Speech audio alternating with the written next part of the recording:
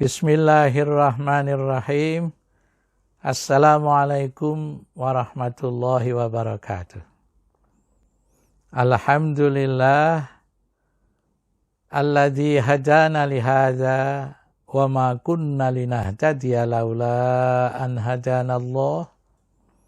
Allahumma salli wa sallim wa barik ala nabiyyina Muhammadin ibni Abdillah wa ala alihi wa sahbihi wa mawalah. Amma ba'du. Asyhadu an la ilaha illallah wa asyhadu anna Muhammadar Rasulullah. Raditu billahi rabbah wa bil islami dina wa bi Muhammadin nabiyyan wa rasulah. Rabbi zidni ilman nafi'a warzuqni fahman wa hukma wa alhiqni bis salihin. Amin. Alhamdulillah, kembali kita dipertemukan oleh Allah Subhanahu wa taala dalam pembahasan Asmaul Husna. Kali ini akan kita bahas Allah As-Sayyid. Nama Allah As-Sayyid ini tersebut di dalam hadis. Di dalam Al-Quran terdapat lafaz yang berbentuk isim dengan kandungan makna yang terkait saja. Tidak secara persis As-Sayyid. Ada satu catatan lagi, meskipun As-Sayyid ini merupakan nama Allah, tapi nama yang sebagian ulama justru membolehkan untuk kita sandangkan kepada hamba Allah manakala dia memenuhi kualifikasi tertentu. Yang tentunya pengertian as-sayyidnya menjadi relatif, tidak seperti yang disandang oleh Allah bersifat mutlak. Allah As-Sayyid adalah Allah yang maha kuasa, maha memimpin dan mengarahkan. Dialah satu-satunya yang menguasai para penguasa yang ada di dunia ini. Dan segenap makhluk Allah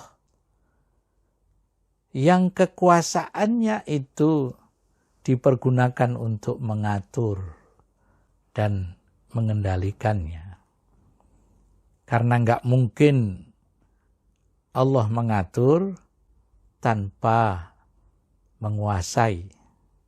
Enggak mungkin Allah mengendalikan tanpa menguasai. Termasuk menguasai penguasa yang ada di dunia. Bagaimana menguasai penguasa yang ada di dunia? Karena kepenguasaan itu pemberian Allah, maka Allah bisa istidraj, membiarkan dia terus berkuasa, yang berarti dia akan selalu menyandang perangai buruk, atau kalau Allah berkehendak, Allah mencabutnya sehingga dia tidak lagi berkuasa. Itulah makna dari menguasai para penguasa. Malikal mulk. Itu di dalamnya termasuk pengertian as-sayyid. Kemudian makna as-sayyid juga yang berhak kepadanya untuk ditaati. Untuk bagi hambanya itu berlaku rendah hati dan tunduk kepadanya. Sehingga memang ada permasalahan. Bagaimana hubungan timbal balik antara Allah dengan hambanya terkait dengan nama Allah As-Sayyid ini? Dijelaskan oleh An-Nabulusi misalnya, yang menyatakan wasayyidu 'alal itlaq huwa Allah subhanahu wa ta'ala. Sayyid, nama sayyid yang disandangkan kepada Allah adalah sayyid dalam pengertian yang mutlak, yang hanya dimiliki oleh Allah subhanahu wa ta'ala. Mengapa demikian? Li'annahu malikal mulk, karena dia menguasai para penguasa.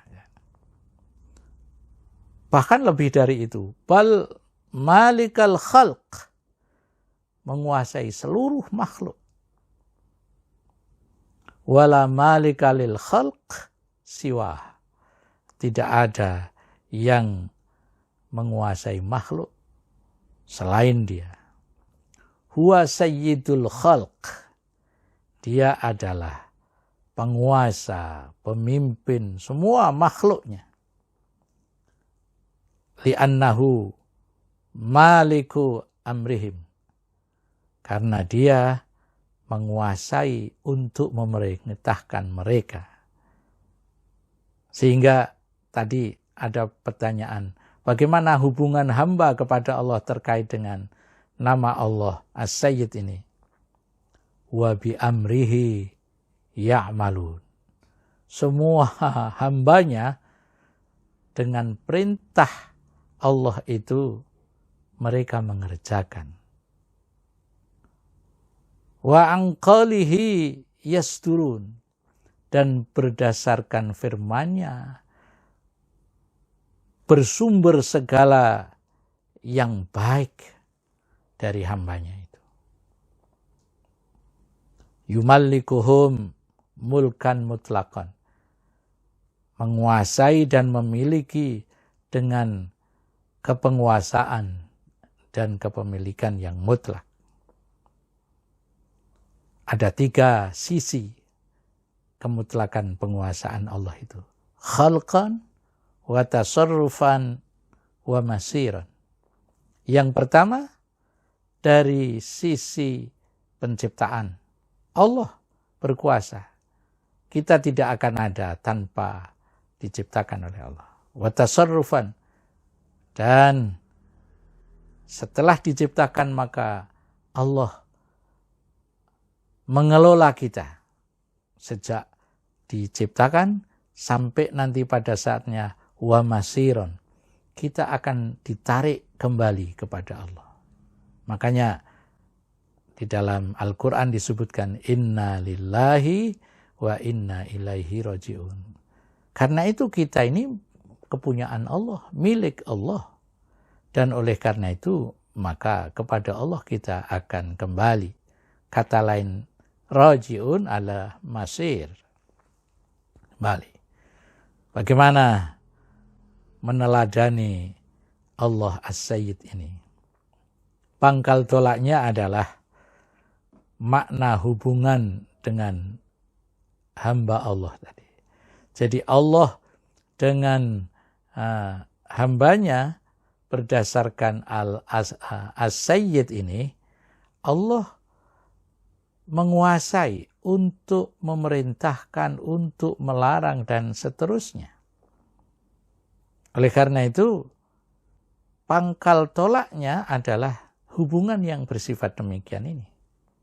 Kemudian bagaimana implementasinya? Ya mencontoh bagaimana Allah memperlakukan kepada hambanya. Sehingga konkretnya adalah meneladani As-Sayyid dalam berakhlak itu yang pertama.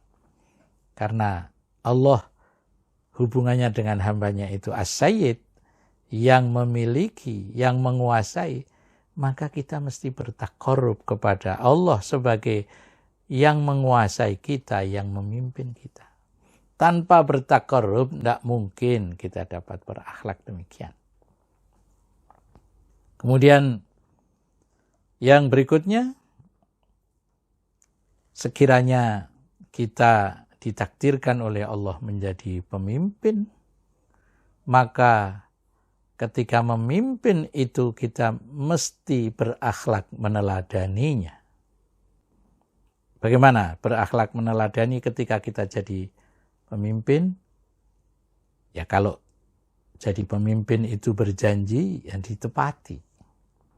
Karena ditepati itu tidak hanya punya dampak sebagai Allah akan meridhoi kita, tapi legitimasi kepemimpinan kita makin kuat. Kemudian juga sopan dan sayang serta rendah hati di dalam menjalankan kepemimpinan itu. Itulah yang orang-orang tua kita yang masih suka dengan berbahasa Belanda itu, pemimpin yang demikian inilah pemimpin yang memiliki kesah pada yang dipimpin. Sehingga yang dipimpin itu memiliki sikap segan. Segan untuk tidak melaksanakan perintahnya. Itulah berakhlak meneladani Allah Subhanahu wa taala As-Sayyid. Sehingga ada mau'idhah, ada aidhah yang mengajarkan begini. Sayyid di kalangan manusia adalah pribadi yang berkemuliaan, yang jiwanya menolak berbuat mungkar. Itu yang pertama. Pribadinya utama yang kedua. Bagaimana pribadi yang utama? Adalah yang memiliki keutamaan dari yang lainnya. Pribadinya mulia. Apa pribadi yang mulia itu? Adalah yang berkarakter sopan, tabah, dan yang penting lagi, sedia untuk berbagi duka dengan lingkungannya. Sehingga sering ada ungkapan di tengah-tengah orang yang susah begini, mereka kok konser misalnya, mereka menggelar resepsi, itu tidak ada sense terhadap keprihatinan yang menimpa lingkungannya. Itulah kalau ajaran ini dipegangi, insya Allah kita akan menjadi pribadi yang utama dan pribadi yang mulia. Demikian, wallahu a'lam bissawab. Wassalamualaikum warahmatullahi wabarakatuh.